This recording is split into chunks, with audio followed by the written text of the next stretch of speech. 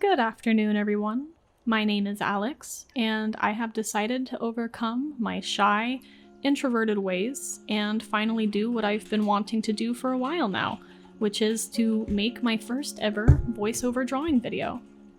Now, since this is my first time doing this, I thought it might be nice to talk mostly about my drawing process for this piece, as well as a little bit about my comic, which I'll be working on in this video. I think that in future videos, I could probably answer questions or give advice, but that's a project for later. In this video, I am working on page 24 of my original, upcoming queer graphic novel and webcomic, Pink Sugar. It's about gay demons and love and friendship and overcoming trauma, you know, the good stuff. There's also plenty of pining and silly romance tropes because I have good taste, and I'm making the content that I want to see in the world. I work on it every Monday, Wednesday, and Friday, in between commissions and other works, and this is the first long-term comic I've ever made. It's been in development for about 3 years, but I've only just recently started drawing it, and I'm very excited to eventually put it out there into the universe. It's currently available to read on my Patreon for as little as $1 a month, but it will eventually be available to read online for free, and ideally will be printed into a graphic novel one day as well. The two characters featured on this page are Blake, the one with long hair, and Rocco, the one with the mohawk. They're best friends and coworkers, and Blake is currently teasing Rocco about being a pining lesbian before they head into work, you know, as best friends do. So here I've just finished my line art, and I'm working on blocking in my flat colors. These are the base colors that shading and lighting will eventually go on top of, but right now I'm making sure that my lines are all filled in and that there's a solid base to start with. In Procreate, I outline what area I want to color, and then I simply drag that same color down from the color wheel and drop it into the area where it will automatically fill for me. Pretty cool, right? This is a very efficient way to color, and your wrist will thank you.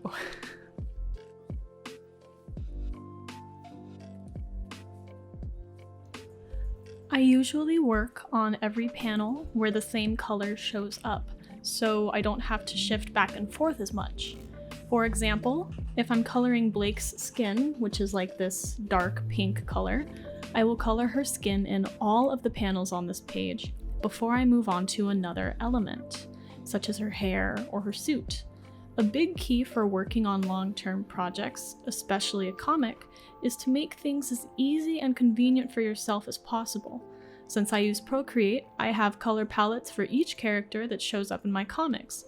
This includes the colors for the skin, eyes, lips, and hair. I use a similar technique for my line art as well, where I have made each character's tattoos into its own brush, so I can stamp it onto the canvas and free transform or warp it as needed. Most of my characters have tattoos and piercings, so this saves me a lot of time in the long run.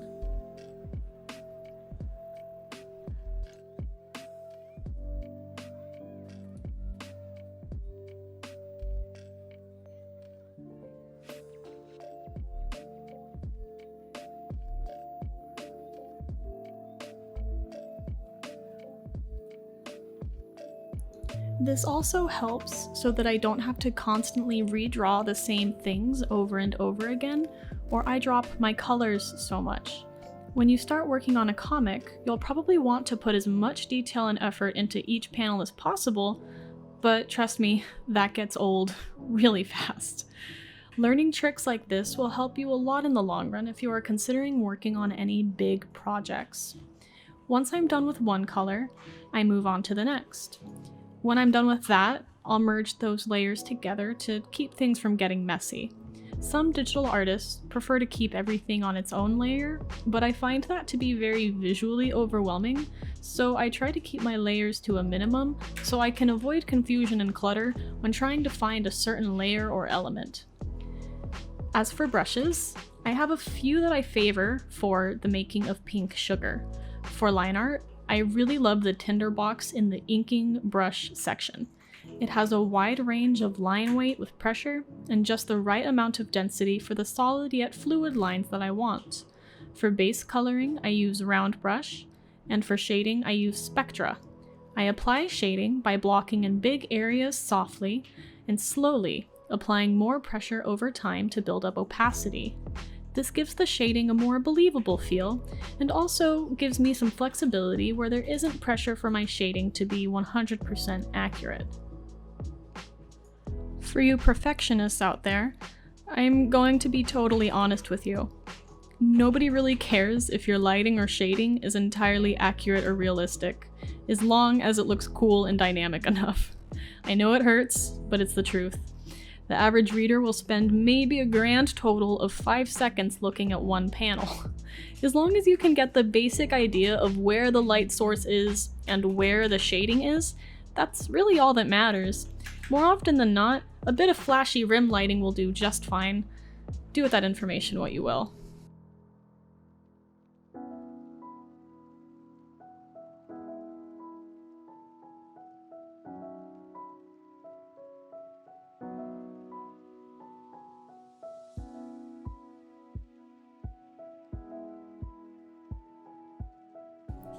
Once I've got my colors picked out, I put a clipping mask on top of my line art layer. I throw on some dark brown, which has a little bit more life than traditional black line art, and it blends with my colors better. On top of that, I add another clipping layer, and I'll add lighter colors for the inside lines of clothes, hair, and faces. Colors such as oranges, reds, and light browns. This creates a sort of painterly effect that I really like, and it ties the line art closer to the colors I've selected. When I have those colors laid down, I do a faint Gaussian blur to blend the colors and the dark brown together to my liking, and then move on to the next part of my process. Something I've realized that I have to keep in mind for drawing a comic is continuity. This may sound simple, but it's harder for me than I thought it would be. When I draw a page, I have to consider things like, is this character wearing the same clothes they were wearing 2 seconds ago? Do they have all of their piercings and tattoos placed correctly? If they were holding a prop, where is it right now? Things like that. There have been several times where I've forgotten a character's tattoo or article of clothing because I was in a rush to finish something and then I have to go back and edit it. Make sure to keep track of a mental checklist, especially if your characters have any complex designs. When it comes to backgrounds, I keep a lot of the basic panels very simple with some nice blended colors that I choose from a color palette in order to keep the entire vibe of the scene consistent. In some panels though, I will add more detail to imply a certain setting, like a staircase or a blurred mural in the background. The mural that I used for this background was actually drawn on its own separate canvas file, so that when I need it, all I have to do is copy and paste it, then transform it according to the angle of the camera. This particular setting, a nightclub and venue, is very inspired by Art Nouveau and Broadway theaters, so I want the colors to be very rich and bright without being oversaturated. I'm using various gold hues, along with pale yellows and maroons to complement it. Once I have all my colors laid down for each panel, I'll top it off with an overlay layer, a light orange set to about 32% opacity, to link all of my colors together. Coloring has always been my personal strong suit when it comes to art, and I want to make sure that the colors are very expressive of the mood and tone for this comic. Thus, each setting having its own dynamic, recognizable color scheme is very important to me. Once again, it's really all about that consistency. Unfortunately, I did forget to record my process for adding the backgrounds. Essentially, I placed flat colors from my color scheme and then blended other colors on top of them with various texture brushes. I'll remember to record that in the future so I can show you how exactly I go about doing it, but really the biggest thing is to just get some variety going and play around a bit. The brushes from the artistic section of the Procreate brushes are very good for this. This is also a great time to play with layer modes and see what effects you like.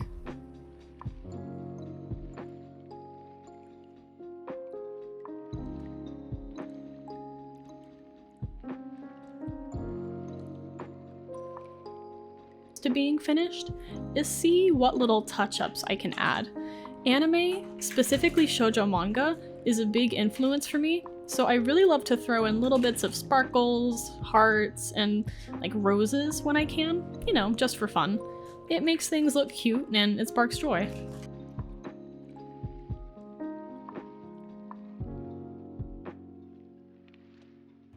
After I am done with the art for the page, I start typing out my dialogue.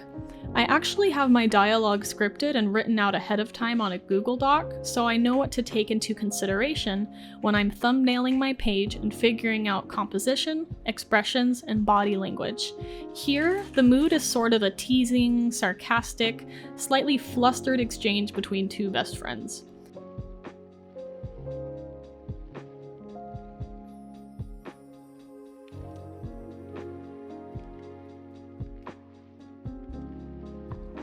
I type out the dialogue and then add in my speech bubbles underneath. I draw each one by hand because I think it gives the comic a bit of charm.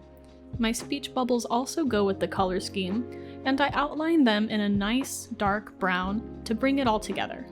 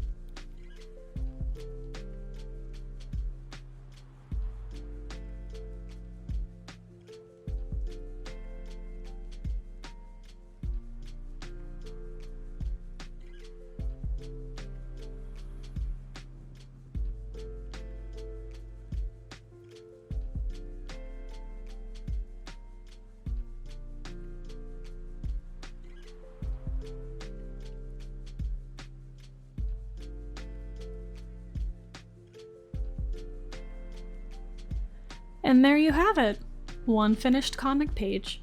I hope you enjoyed watching, and that maybe you could learn a little bit as well. I certainly really enjoyed having a chance to talk about my process, and I definitely like to make more videos like this in the future. If you enjoyed this video, please consider liking it, commenting, or subscribing to my channel. If you would like to read my comic in the early works, as each page comes fresh off the press, you can subscribe to my Patreon for as little as $1 a month, and even receive fun stuff in the mail like stickers, prints, and hand-drawn sketches. You're also welcome to drop any questions about art or creating in the comments, and I will try to the best of my ability to answer them in a future video. I'm not an expert, but hey, we can learn together. Additionally, links to my social media pages, online store, official website, and commission information are down below in the description. Thank you so much for watching, and I hope you have a lovely day.